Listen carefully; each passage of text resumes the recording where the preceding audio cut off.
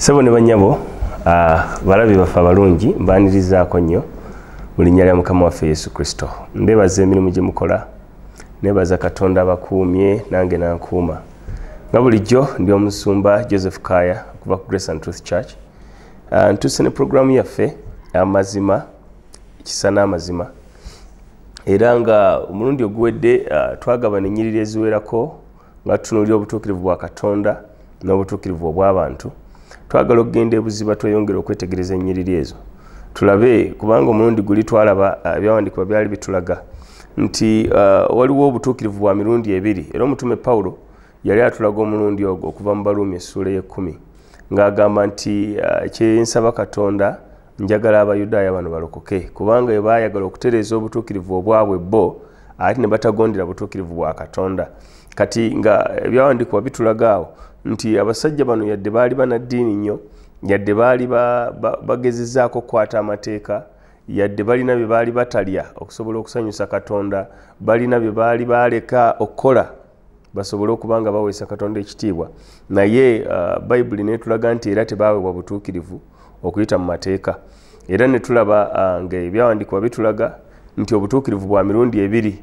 So obutuukirivu obwa Katonda bwanjawulo ku butuukirivu obwaffe obw'abaana b'abantu. Era omulundi ogwo twaleka tumaze okulaba mu Baluumi essuula era ya 10 nnyiriri awo 9 ne 10 nga luga nti ekigambo kiri kumpi n'akamwa kaffe era kiri mu mutima gwaffe nti bwe tukkiriza tuweebwa obutuukirivu, bwe twatula n'akamwa kaffe tulokolebwa. Kati twagala okwongerayo ko mu maaso okwongera okulaba enjawulo wakati w'obutuukirivu buno obujja olw'amateeka n'obutuukirivu obujja okuyita mu kukkiriza Mukama waffe Yesu Kristo. Olunaku olwaleero njagala tweyongereyo ne Baluumi essuula ya 3. Tugenda kutandikirawo ku lunyiriri lwa 19 tugende nga tusoma mpola mpola. Nja kuba mbannyonnyola mpola mpola. Kantandikire ku lunyiriri lwa 19. Bayibuli egamba nti naye tumanyi nga byonna amateeka bye googera gagamba abo abalina amateeka, buli kamwa konna kazibibwe n'ensi zonna zibeerenga n'omusango eri Katonda.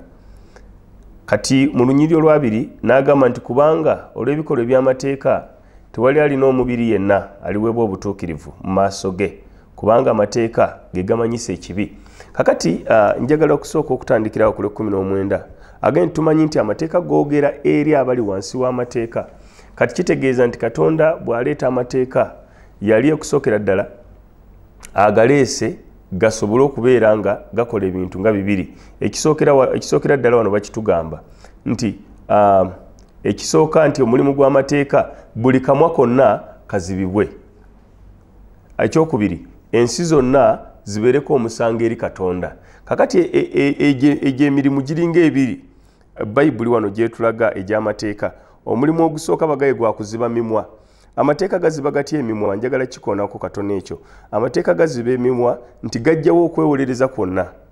Omulundi guli nabalaga nimbaga nti omuntu fenga omwana w'omuntu okuva olubereberye muwakanyi takkiriza nti mwonoonyi, kubanga obutuukirivu obwaffe tubugeraageranya n'obwa Katonda ne tulowooza nti obwaffe busobola okwenkana n'obwa Katonda. Era omulimu gw'amateeka wano kutuyamba tulekeraawo okuwakana, kutulaga nti tuli boonoonyi. Bayibuli egamba nti omulimu gw'amateeka ogusooka buli kamwa konna kazibibwe. Amateeka gaziba gatya akamwa? Kutulaga nti tetusobodde kutuuka ku butukuvu n'obutuukirivu Katonda bw'ayagala tutuukeko. Omulundi guli mujjukira mbadde ngezaako okulaga omuntu nti yava lubereberye nga yeewolereza. Omuntu jjajjaffe Adamu bwe yasooka okwonoona mu lusuku, Bayibuli ekulaga nti Katonda nakka. Katonda bw'atuuka n'amubuuza Adamu oliwa? Nti Adamu n'amugamba nti mpulidde ng'otambula mu lusuku ne neekweka. N'amugamba nti lwaki weekwese? Olidde ku muti gwe naggaana. N'amugamba nti omukazi gwe wampa olaba nti okwewolereza kutandise. Bamugamba olidde omuti nti omukazi gwe wampa. So first of all yeekwasa omukazi. Asonga ku mukyala nti obuzibu tebuli kunze naye ki omukazi. Ekyo nno nakyo kigazi. Ekisookera ddala avunaana omukazi nti omukazi yabindeetedde nze sandiridde muti singa omukazi tagumpadde. Naye ekyokubiri avunaana Katonda eyamuwa omukazi kuba amugamba omukazi gwe wampa. Kati olaba nti omuntu okuva ku lubereberye ayagala okwewolereza takkiriza nsobi ye. Kakati Yesu aba kujja buzi n'atufiirira ku musaalaba tewali yandirokose. ffenna twandisigadde twewolereza nga tugaa tuli batuukirivu, tetuli bubi nnyo, tetwetaaga tufiirira, tetwetaaga mulokozi. Kati Katonda alina okusooka okuleeta endagaano ey'amateeka esobole okutuyamba okututegeeza nti tuli boonoonyi abatasaanira, tuli mu kkubo lya kuzikirira. Kati omuntu buli lwamala okutegeera nti mwonoonyi tasaanira era ali mu kkubo lya kubula, atandika okukaabira waggulu n'aga nti nga zinsanze nze omwonoonyi, ani anandokola mu kikoligo kino oba mu mubiri guno ogw'ekibi? Kati awo n'olyokuga nti neebaza Katonda ku lwa Mukama waffe Yesu Kristo. Ebyo nno byenjogera bisangibwa mu Baluumi essula ya 7 wansi awo. Omutume Pawulo aga nti byenjagala okukola si byenkola, ate bye saagala kukola ate neesanga mbikoze. Ani alindokola mu mubiri guno ogw'ekibi? Bw'amala n'aga nti neebaza Katonda ku lwa Mukama waffe Yesu Kristo.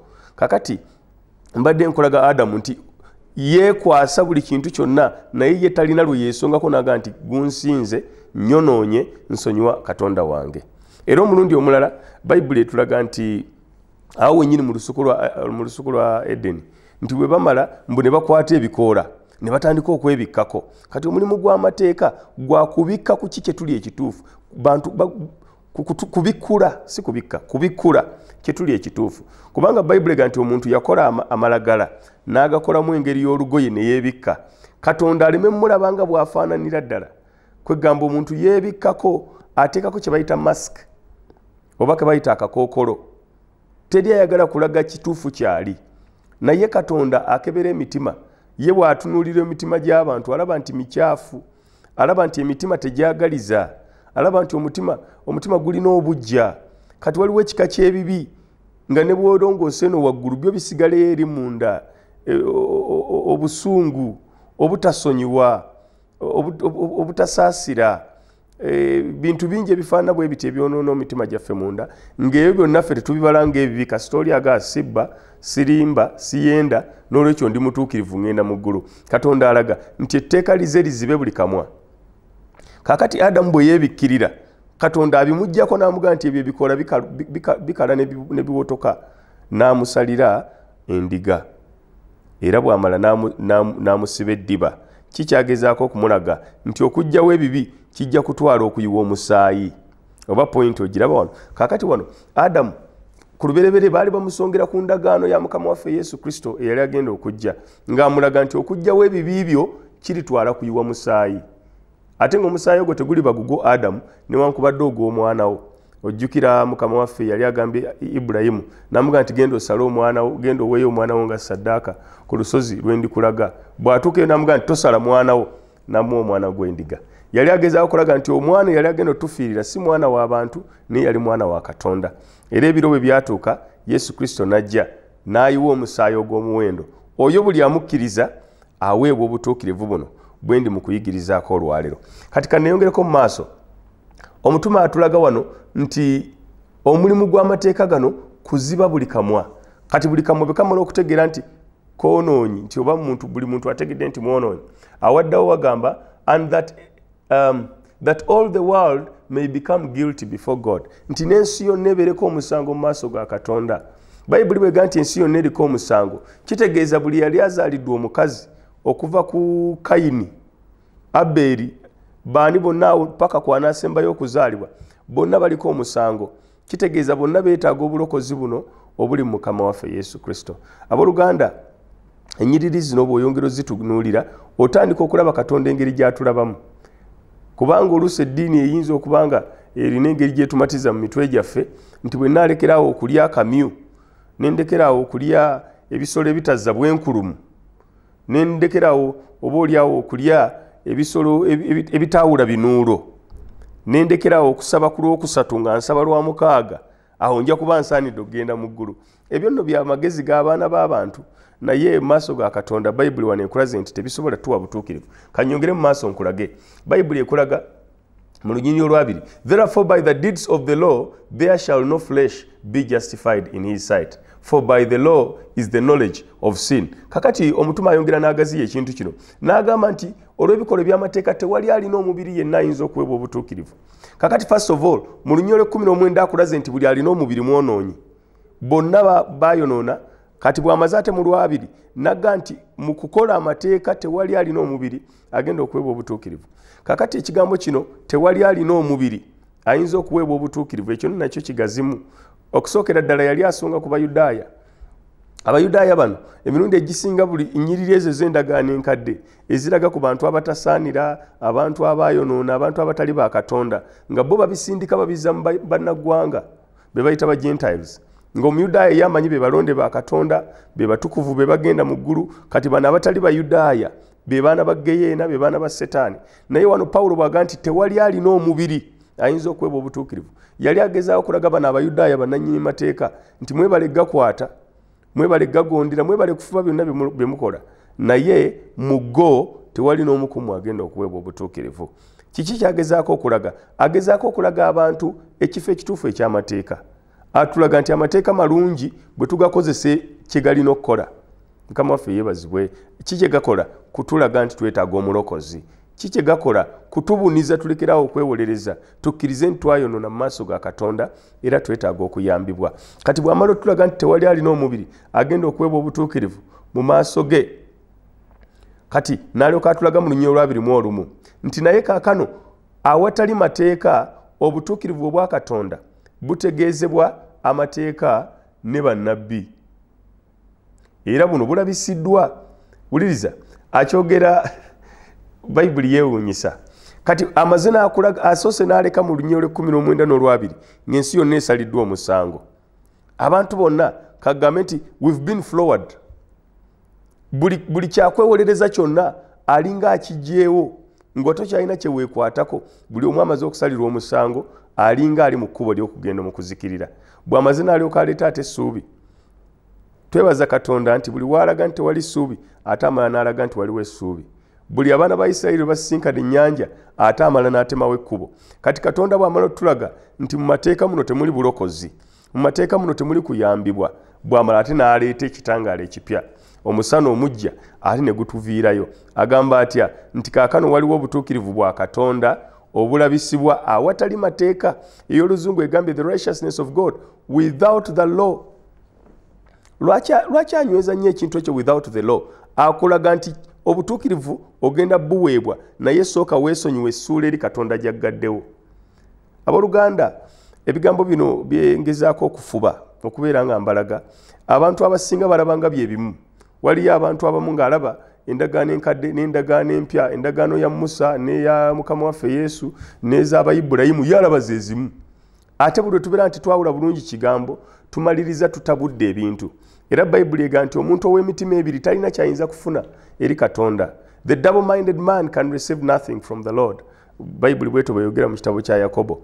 Kati bw'obeera double-minded kitegeeza tolina sayidi gy'ogwa kuba Katonda waffe wa ndagaano. Bw'otategeera ndagaano gy'olimu kitegeeza ojja kugezaako endagaano eno ey'amateeka, ogezeeko eya Yesu, ogezeeko ey'aba Ibulayimu ey'okkomora, ogezeeko ey'aba Nuuwa, omalize nga tolina woogwa. Kati buli lw'otuuka mu maaso ga Katonda nga tolina woogwa, tolina ky'oyinza kufuna mu maaso ge. Bayibuli ga you can receive nothing from the Lord. Kakati wuliriza, ayanjula endagaano empya ng'amaze okulaga nti wali essuubi liweddewo. N'alyoka akugamba mu Lunyiriri luno 21 nti buno obutuukirivu ekisooka si bubwo, si bwange, naye butuukirivu obuva waggulu, obutuukirivu bwa Katonda nti bwanjulwa. Apart from the law, kitegeeza buno obutuukirivu Katonda abugaba so okusinziira ku bulungi bwo, so okusinziira ku kufuba kwo, so okusinziira ku kusoma kwo oba famire ki gy'ovaamu. Waliwo abantu bangi ne mu nnaku za Yesu betulaba abaweebwa obutuukirivu nga tebabusaanira at all. Waliwo omukazi oyo, mujjukira omukazi oyo yali malaaya eyajja ng'akaaba. Bayibuli ega nti naaza ebigere bya Mukama waffe n'amaziga ge n'enviiri ze n'abisiimuula. Bayibuli ega nti n'amugamba nti osonyiyiddwa ebibi bye ebingi. Aye n'akyukira ono Omufalisaayo Simooni n'amugamba nti Simooni naakagira mu nnyumba yo tonnaba kumpa mazzi kunaaba bigere byange. Naye ono yaakagira tannalekeraawo kunaaza bigere byange n'amaziga ge ate abisangudde n'anviiri ze. Naga kyenva nkugamba omukazi ono asonyiyiddwa ebibi bye ebingi. Mukama waffe yeebazibwe. Kati olaba nti omukazi ono avaawo aweereddwa obutuukirivu. Ate Simooni Omufalisaayo munnamateeka ate n'avaawo nga taweereddwa butuukirivu. Ebigambo bino bituyigirize tusobole okutegeera n'okulaba ebintu nga Katonda bw'abiraba okusinziira mu kigambo kye. Kati luno Olunyiriri kulaga nti this is the righteousness that comes from God apart from the law. Apart kitegeeza the law has no hand in this, it doesn't have any portion. Tebiri ku ani yakola ki ani ataakola ki. bino biri muki kati agenda asose n'atulaga how we don't receive this righteousness. Now he's going to show us how we receive it.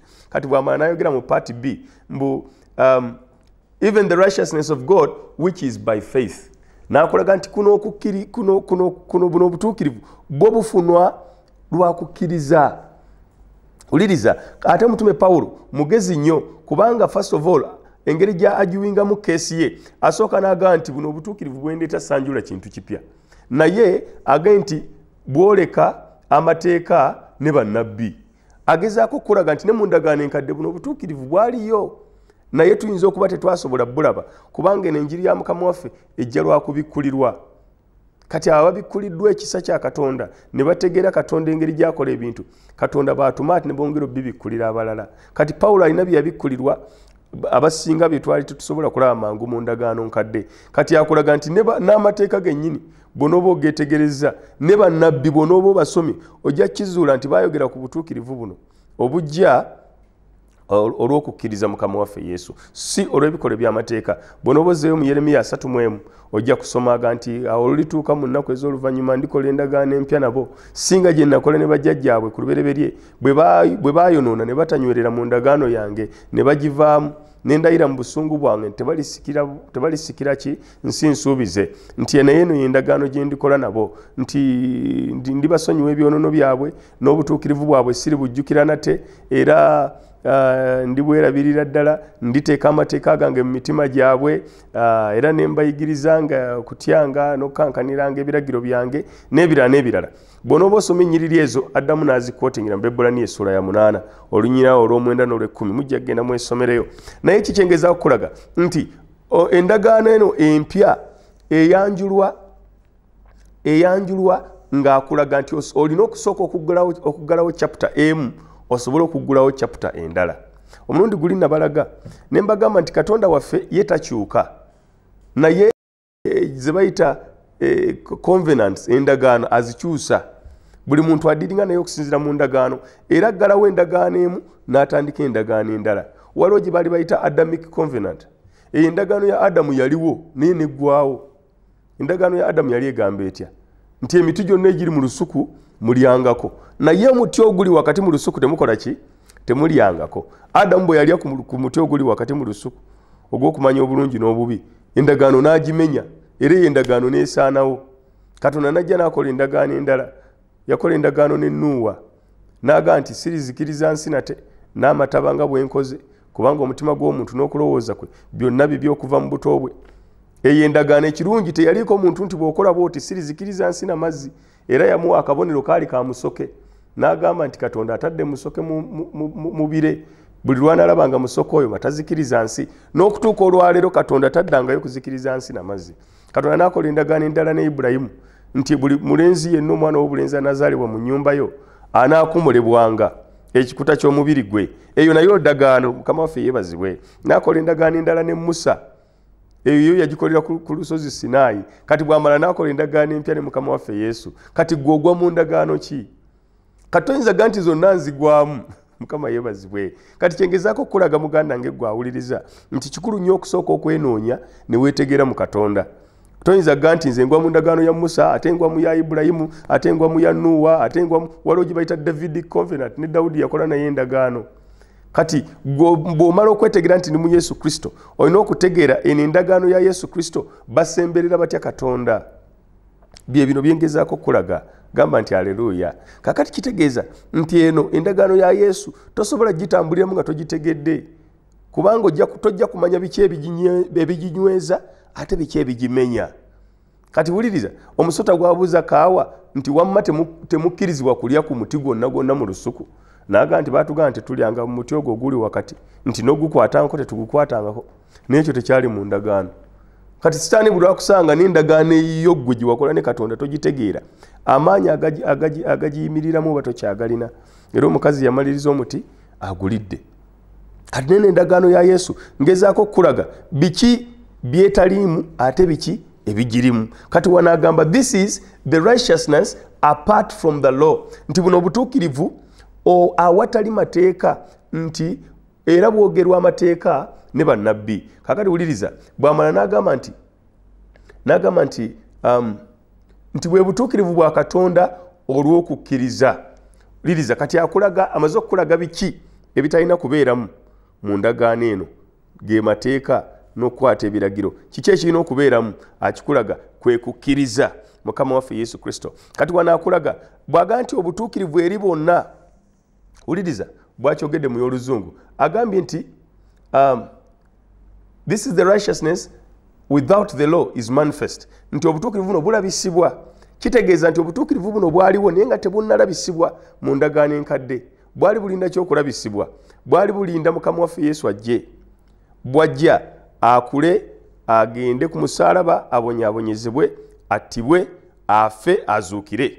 Era njagala bajjukiza bw'oba ojjukira ku kye bayita last supper Mukama waffe bwe yali alina abayigirizwa be yabagamba nti munywe ku kikompe kino kubanga ekikompe kino gwe musaayi gwange ogw'endagaano empya oguyiika okuggyawo ebibi by'abangi. Mukolenga bwe muti okunzijukira nga nze. Kikyagezaako okulaga guno omusaayi gwagenda okuyiwa gwe gugenda okuggulawo endagaano empya.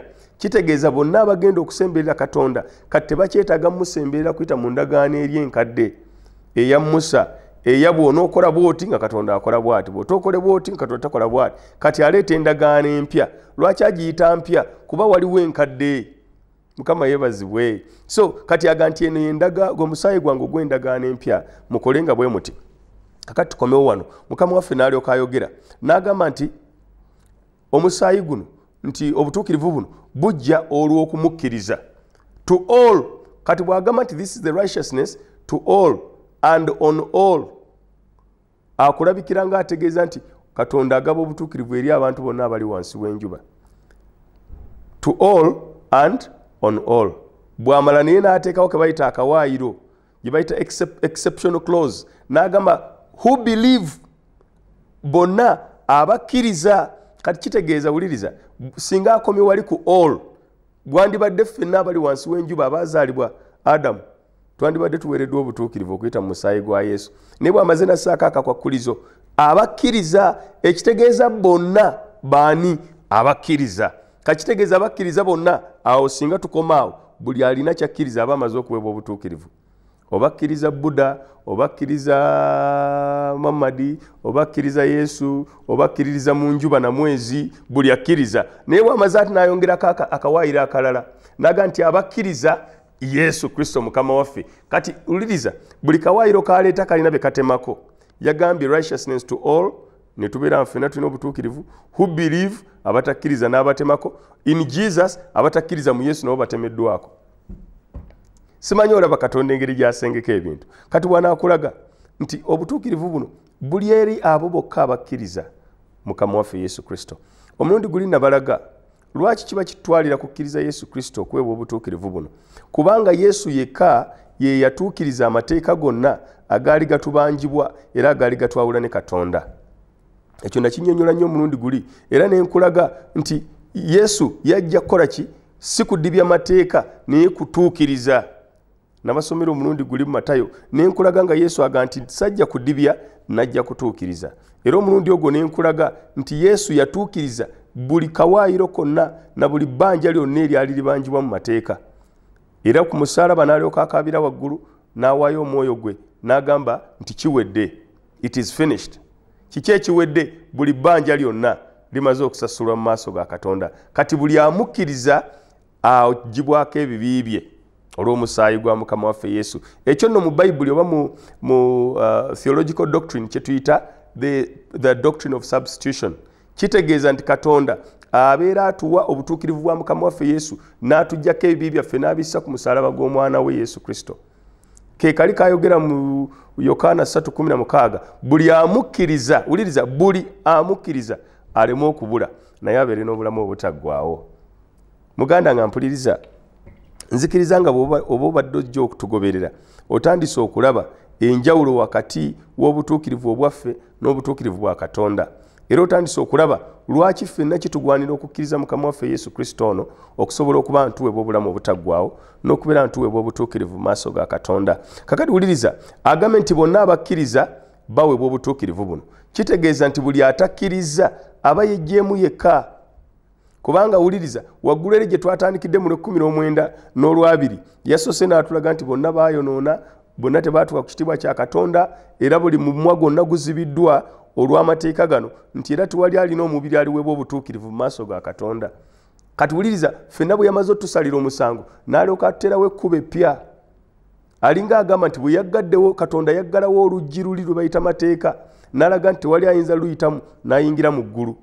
Naye Mukama yeebazibwe bwe yamala okuggala luli oluggi lwe bayita mateeka aye n'atuggulira oluggi olupya lwe bayise okukkiriza okuli Mukama waffe Yesu. Wuliriza nga bonna bwe baayonoona ne bazikirira ne bonna abakkiriza Yesu Kristo basonyiyibwa era ne balokolebwa. Kakati kanyongereko mu maaso katono wano mu nnyiriri olwabiri mu ebbiri agamba nti even the righteousness of God which is by faith of Jesus Christ. Wuliriza it is by faith of Jesus Christ obutuukirivu buno obujja olw'okukkiriza Yesu Kristo Mukama waffe. Wuliriza akulaga nti buno obutuukirivu buweebwa buli abakkiriza Mukama waffe Yesu. Kitegeeza nti buli akkiriza Mukama waffe Yesu aba afuuse mutuukirivu mu maaso ga Katonda. Edda bwe nali ndi mu ddiini baatugambanga nti omutuukirivu alina okuba nga yatambula ne Katonda mu nnaku ze, bw'amala okufa alina okubaako ebimulangirirwako n'ebirala asobole okubeera omutuukirivu. Olwo nno olunyiri luwakana nakyo lukulaga nti omuntu bw'akkiriza Mukama waffe Yesu Kristo aweebwa obutuukirivu. Era bw'onoba okebedde ebbaluwa nnyingi mu Bayibuli omwo zitandika ziga nti eri abatukuvu abali mu Efeso, eri abatukuvu abali mu Kolinso bayitibwa batukuvu nga tebannafa. Osobola okufuuka omutuukirivu olwaleero. Ofuuka otya ng'okoze kino kye nkulaze ng'okkiriza Yesu Kristo okuba omulokozi w'obulamu bwo. Kankulage wano mu olwabiri mu ebbiri ayongerako n'akulaga actually yes olwabiri mu ebbiri we tubadde agamba nti bonna abakkiriza Yesu Kristo kubanga tewali njawulo. Buliriza olwabiri mu esatu kubanga bonna baayonoona ne batatuuka ku kitiibwa kya Katonda. Alinga addamu okujjukiza biri byayogedde ng'essula eyokusatu etandika. Akulaga nti bonna baayonoona, bonna kitegeeza ono ali mu kwogera yayonoona naffe ffenna abali mumuwuliriza twayonoona. Omulundi guli nakulaga ne nkugamba nti buli musajja na mukazi yenna yali azaaliddwa mwonoonyi mu maaso ga Katonda. Ayinza okuba nga mu maaso gaffe alabika nga eyeegendereza, alabika nga ataliiko kyakunenyezebwa, naye mu maaso ga Katonda aba n'ekyokunenyezebwa. Aidha mu byakoze oba byatakoze, aidha mu byayogera oba mu byalowooza. Kakati wuliriza wano agamba nti tewaliiwo njawulo. Bw'ayogera nti tewaliiwo njawulo alinga azuukusa bano Abayudaaya. Abayudaaya bagamba nga waliwo enjawulo, bo baana ba Ibulayimu. Era beeyagalanga nnyo. Nzijukira Mukama waffe Yesu yabagamba nti n'agamba Abayudaaya bali abamukkiriza nti bwe mulitegeera amazima n'amazima gali bafuula baddembe. N'agamba nti ffe tuli baana ba Ibulayimu, tetwazaalibwa mu kibi, tetwazaalibwa mu bwenzi. Ogamba otya nti tulitegeera amazima ne gatufuula ab'eddembe. Kati bo baamanyanga nti banjawulo. Kati wano Omwoyo Mutukuvu ayogera okuyita mu mutume Pawulo naga nti tewali njawulo. Bonna baakola ki? Bonna baayonoona. Kati bw'amala oga nti bonna baayonoona n'ayogera ekigambo ekikulu ennyo mu lunnyo olwabiri mu ennya nti naye baweebwa obutuukirivu bwabuwa olw'ekisa. Mukama waffe yeebazibwe. Owulira ekituweesa obutuukirivu kisa kya Katonda. Naye ekisa ekyo tukiweebwa kitya? Olw'okununulibwa okuli mu Kristo Yesu Mukama waffe. Kitegeeza nti omuntu bw'ovuma ekisa ky'ovuma oba tokimanyi. Si kirungi kuvuma ky'otamanyi. Ekisa alinga ye maama atuzaala olw'okukkiriza okuli Mukama waffe Yesu. Kati agambe nti baweebwa bonna obutuukirivu bwabuwa olw'ekisa n'okununulibwa okuli Mukama waffe Yesu. Kati no kino kitegeeza kyaba emikwano. Kitegeeza nti gwe nange ffenna twetaaga omulokozi ono Yesu tusobole okubeera nga tugabana mu kisa kino ekya Katonda. Nja kubalaga olunyiriri eyo mu Yokaana ssuula esooka 17. Lugamba nti kubanga amateeka n'ebiragiro byajja na Musa nti naye ekisa n'okusaasira byajja okuyita mu Yesu Kristo Mukama waffe. Kati buli lw'osembeza Yesu oba osembeza ekisa kya Katonda otandika okufuna by'otagwanira, otandika okuweebwa by'otasaanira. Ekisookerwako bwe bulamu obutaggwaawo. Obadde ogwanira geyeena naye amusembeza aweebwa obulamu obutaggwaawo. Bangi abalokole mukimanyi musobola okujulira. Mwajja muli balwadde, Yesu endwadde n'aziwonya. Tetugwanira kuwonyezebwa naye Bayibuli egamba nti emiggo gye gituwonya. Olaba etandise okufuna bye tutagwanira. abamu endwadde nga n'okujereetako gwe wajereetako naye bw'ojja eno Katonda n'agiwonya. Ekyo bakiyita kisa kya Katonda kye tuweebwa nga tumaze okuyingira mu Yesu Kristo. Abajja nga baavu n'atugaggawaza, abajja nga tulina amanyi, Mukama waffe n'agenda ng'atuyimusa mpola n'ebirala n'ebirala. Njagala gwampuliriza naawe alaba olwaleero ogabane ku kisa kino. Ekisa kino kijja lwa bwereere kasi tokkiriza erinnya lya Mukama waffe Yesu Kristo. Katonda ajjawo gwe kyobadde mu maaso ge n'akwambaza Yesu kyali mu maaso ge. Kitegeeza nti Yesu nga bwakkirizibwa mu maaso ga Katonda naawe bw'otyo bw'ogenda okukkirizibwa. Yesu nga bw'asaanira mu maaso ga Katonda naawe bw'otyo bw'ogenda okusaanira. Bayibuli yogera eri mu Befeso essula esooka nti nga bwe yamusitula n'amutuuza mu bifo ebya waggulu, naffe tusitulibwa ne tutuula wamu ne Yesu Kristo mu bifo ebya waggulu ne tufugira wamu naye. Tukoze eki? Tukkiriza bukkiriza linnya lya mwana we. Njagala gwe awulira nga weetaaga okugabana mu butuukirivu buno, weetaaga okubeera nga ogabana ku kisa kino kye njogerako. Ffenna am a beneficiary of the grace of God. And so is every believer. Every believer has benefited from that grace that comes by faith.